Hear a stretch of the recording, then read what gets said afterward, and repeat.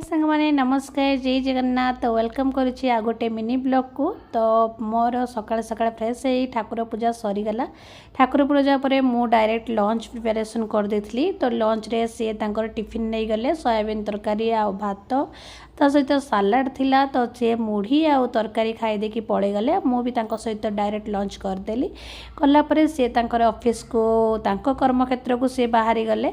आ बाहरला बेले मु तांको एडी विदाई दे देली। तपरे विदाई दे सारा परे मु चलिली टिके रेस्ट करिया पई। आउ से एबे पड़े गले आसीबे 8-10 घंटा परे। तो सेते बड़ पर्यंत मु मोर मोर जहाँ जहाँ कम थाए मु सब माने खत्म कर दिए। तो एबे मते टिके राति पाए डिनर प्रस्तुत करियार सिमेई आ ता सहित परोटा। तो सेति सिमेई पाए जहाँ जहाँ दरकार मु ऑर्डर कर देथिली। ता सहित मु क्षीरटा को एबे गरम करदेवी। गरम कर सारा परे जहाँ जहाँ दरकार सिमेई पाए तो सबू किछि मु रेडी कर देके एबे सिमेई प्रस्तुत करदेवी। तापरे सिमेई पाए मते नड़िया दरकार थिला। तो नड़िया भी मु कुरी देली।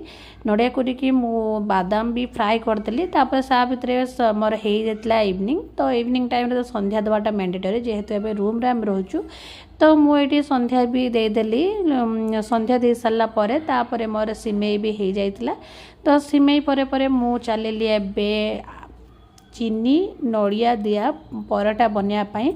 तो परोटा भी मोर ऑलमोस्ट कंप्लीट हो गला। तो तापरे एबे मो स्वामी को इंतजार कली केतबेले आसी पहुँचे। तापर आम मिसी खाइबू डिनर करूँ। तो सी आसिक भी ऑफिस रु पहुँच गले। तो तांको मो हॉर्लिक्स गोले के साइड रखदेली। तापर खाया को देली से खाईदेले।